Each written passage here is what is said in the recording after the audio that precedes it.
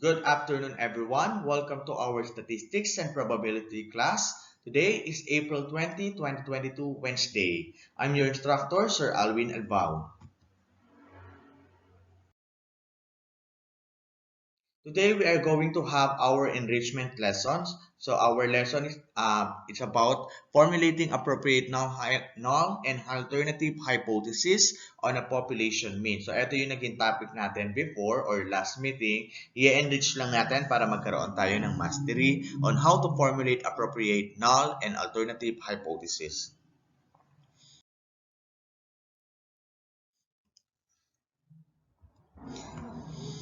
Our learning objectives is to identify the notation to be used in formulating hypotheses, illustrate one-tailed and two-tailed tests, differentiate null and alternative hypotheses, and lastly, to formulate null and alternative hypotheses.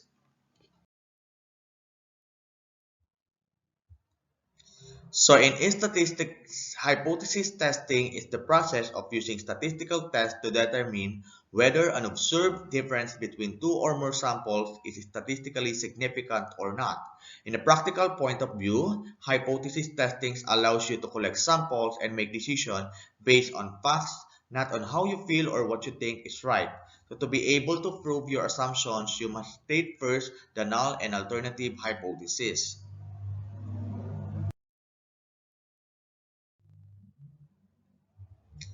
Again, to state the null and alternative hypothesis correctly, you have to remember the following.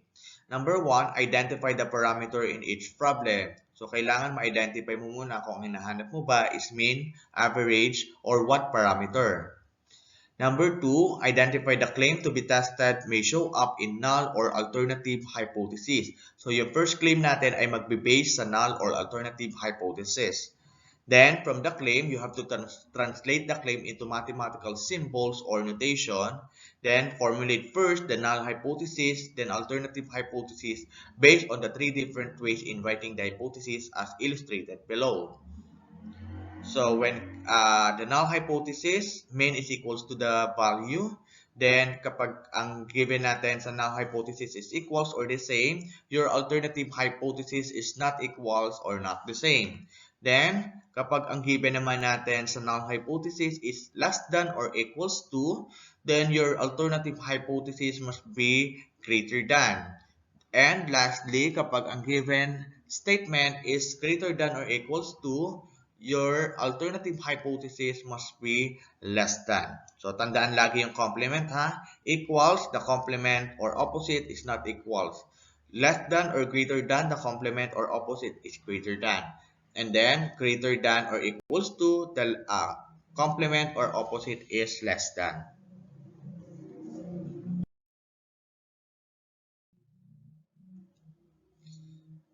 So we have also one-tailed and two-tailed tests. So the alternative hypothesis can take another form depending on the value of the parameter. The parameter may increase, decrease, or change from the null value. An alternative hypothesis predicts not only the difference of the sample mean from the population mean, but also how it would be different in a specific direction. So it's either a lower or higher. So this test is called directional or one-tailed test because the rejection region is entirely within the one tail of the distribution.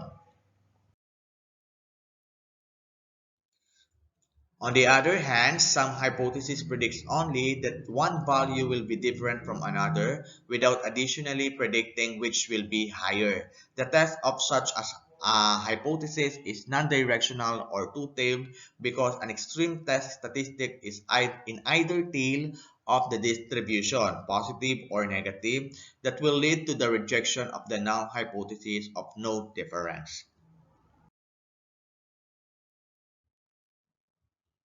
So this is the difference between one-tailed and two-tailed. In one-tailed, alternative hypothesis contains greater than symbols or less than symbols.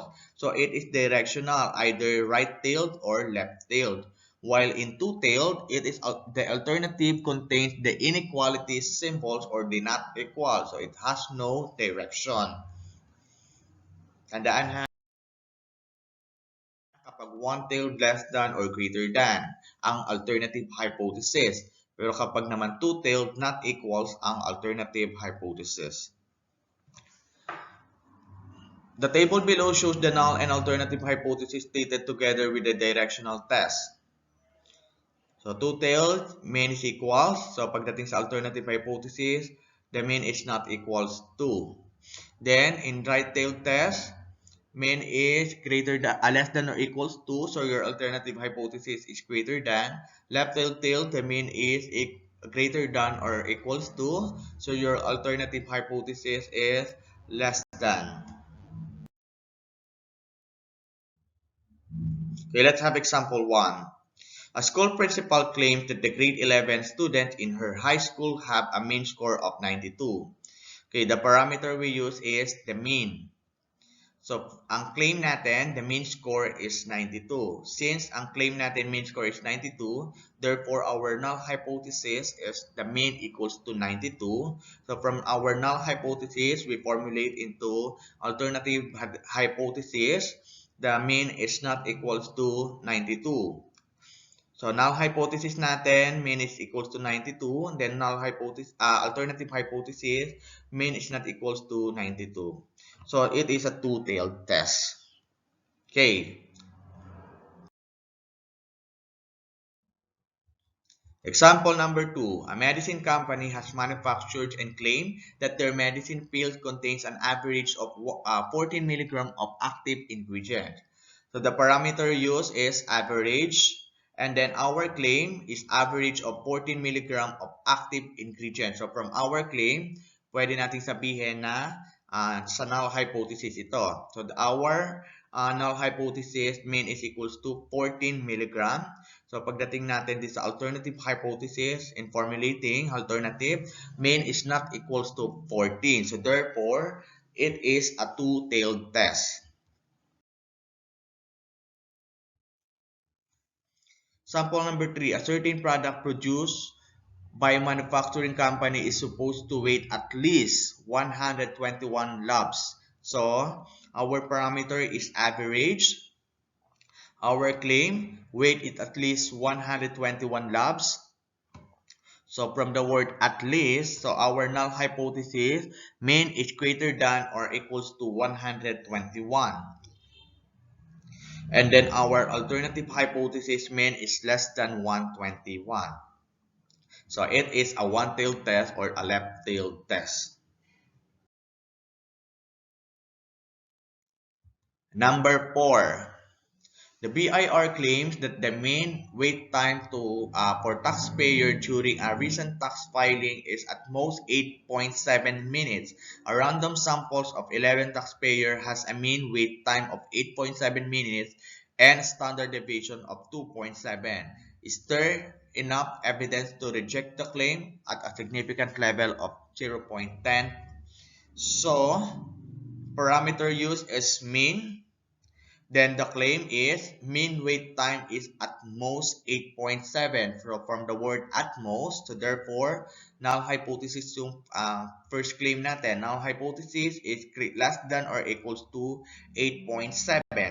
Then our alternative hypothesis, the mean is greater than 8.7. So it is a one-tailed test or the right-tailed test. Example number 5. According to a company, the mean pH level of the river water is 7.4.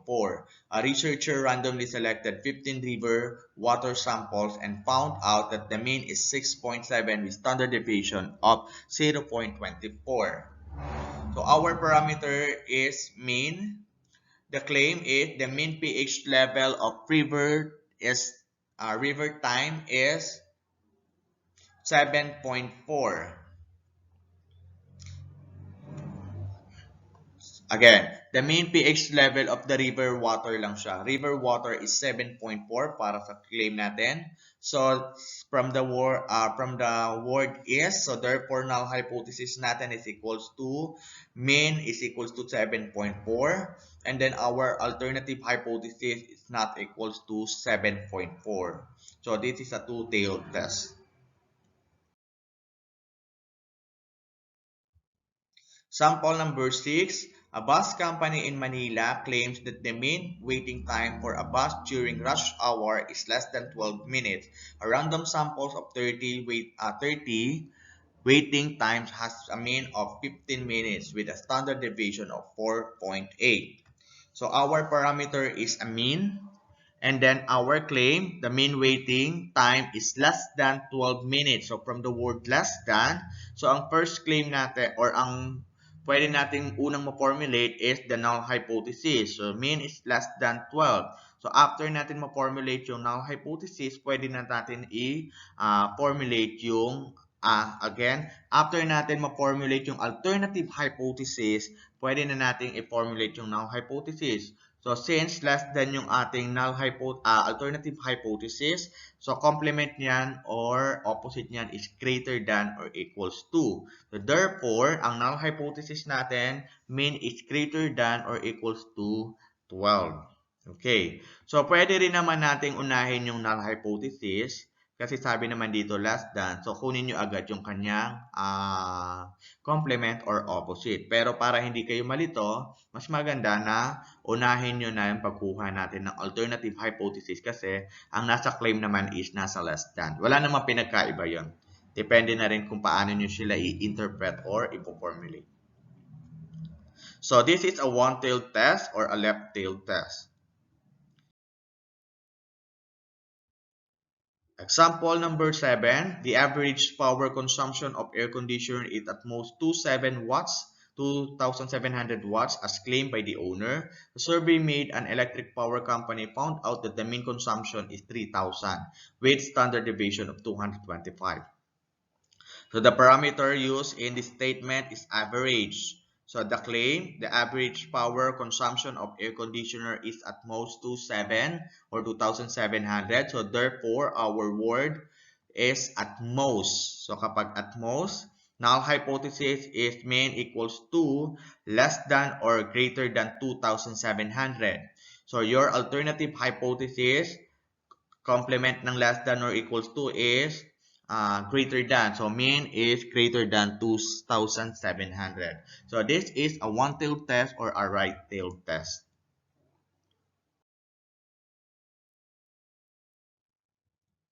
Example number 8. According to the survey, the average cost of visiting doctor is 500. So ang parameter natin is average. Then the claim, average cost of visiting doctor is 500. So from the word is, so our null hypothesis, so since pala wala tayo ditong less than or greater than word, so gamitin natin the same. Assume natin na the same sila. So mean is equals to 500. Then your null or alternative hypothesis, the mean is not equals to 500. So it is a two-tailed test. Example number 9. The mean age of student in a university in the previous years was 27 years old. An instructor thinks the mean age for student is older than 27. She randomly surveyed 56 students and finds that the sample mean is 29 with a standard deviation of 2. So our parameter is mean. Then our claim, the mean age of student is older than 27 years old. So from the word older than, so it belongs to greater than symbols. So, ang notation natin for older than is greater than symbol. So, since older than yan, so ang gagamitin natin is greater than, the mean is greater than, so it is the alternative hypothesis. So, inahin natin kasi para hindi tayo malito. Or, pwede rin namang mauna yung null hypothesis, gawin nyo lang kaagad na opposite or complement agad ng inyong alternative hypothesis. So, null hypothesis mean is less than or equals to 27. So, it is a two-tailed test. And last but not the least example, the mean work week for engineers in a new company is believed to be about 40 hours. A newly hired engineer hoped that it is shorter. So she asked 10 engineers friends for the length of their mean work weeks. The parameter used in this statement is mean.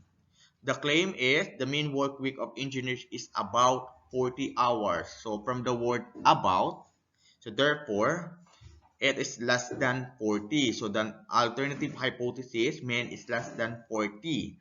Then your null hypothesis mean is greater than or equals to 40. So this is a one-tailed test or a left-tailed test.